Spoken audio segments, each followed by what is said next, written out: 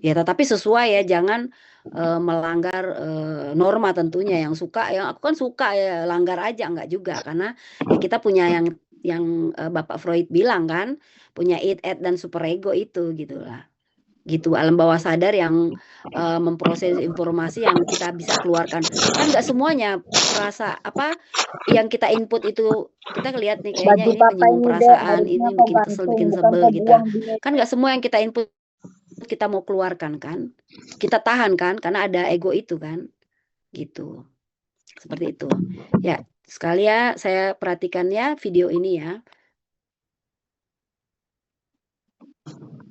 Rata-rata otak manusia memiliki berat yang sama seperti buah nanas ukuran kecil, yaitu sekitar 1,3 kg.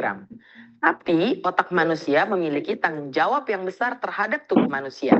Pada episode kali ini, mari kita membahas bagian, fungsi, dan cara kerja sel otak secara singkat, agar tahu betapa hebatnya otak dalam membantu manusia berpikir, berperasaan, berinteraksi dengan sekitarnya. Bersama saya, Dr. Selvi Oswari, spesialis bedah saraf dari Rumah Sakit Pusat Otak Nasional.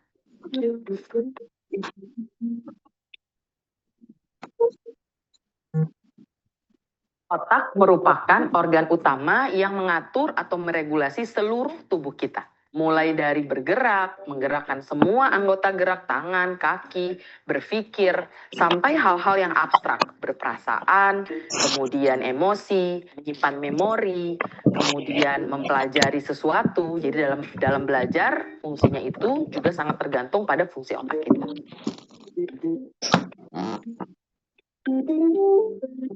Secara garis besar, otak dibagi menjadi dua, yaitu yang lokasinya di atas, yaitu otak besar, dan lokasinya di bawah, yaitu otak kecil. Pada otak besar, itu merupakan pusat gerakan, pusat bicara, dan pusat kognitif kita yang paling utama. Sementara pada otak kecil, rata-rata digunakan untuk pusat keseimbangan. Jadi apabila kita mau berjalan atau berdiri, sangat tergantung pada otak kecil kita apakah fungsinya baik, sehingga kita tidak terjatuh ke salah satu sisi. Ada pula bagian otak yang lain, yaitu yang dikenal dengan batang otak. Batang otak itu merupakan pusat kesadaran, pusat nafas, serta pusat jantung. Jadi yang merupakan fungsi utama kita bisa melanjutkan kehidupan, itu semuanya ada di batang otak yang lokasinya benar-benar di tengah dari batang tubuh.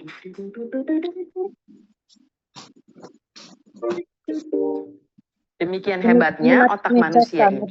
Apabila ada salah satu bagian yang rusak, maka ada yang dikenal dengan neuroplasticity, sehingga akan terbentuk jalur-jalur baru dari komunikasi antar sel-sel saraf ini yang dapat mengcover daerah atau area yang rusak. Walaupun neuroplasticity ini apabila di otak itu terjadinya jauh lebih lambat dibandingkan dengan bagian tubuh yang lainnya. Contohnya adalah bagian otak depan atau yang disebut dengan frontal. Pada awal diketahuinya fungsi otak di bagian frontal itu adalah ketika ada seorang pekerja tambang yang terlibat pada kecelakaan sehingga ada sepotong besi yang masuk ke dalam kepalanya, sehingga di bagian frontal depan, otak depannya, itu rusak. Namun pasien tersebut bisa pulang ke rumah, bicara dengan istrinya, bahkan tetap bisa berkomunikasi dengan baik. Hanya saja yang terjadi adalah perubahan kepribadian. Pasien tersebut menjadi sering marah-marah, sehingga ditemukan bahwa otak pada bagian depan ini fungsi utamanya adalah untuk emosi. Artinya, apabila ada kerusakan, dapat diambil alih oleh sisi otak yang lain atau bagian dari otak yang lain, namun secara fungsi dasar masih dapat menjalankan fungsinya sebagai manusia biasa. Demikian pembahasan mengenai bagian-bagian otak. Saya, Dr. Selvi Oswari, spesialis bedah saraf, Rumah Sakit Pusat Otak Nasional. Sampai jumpa pada pembahasan berikutnya. Rata-rata otak manusia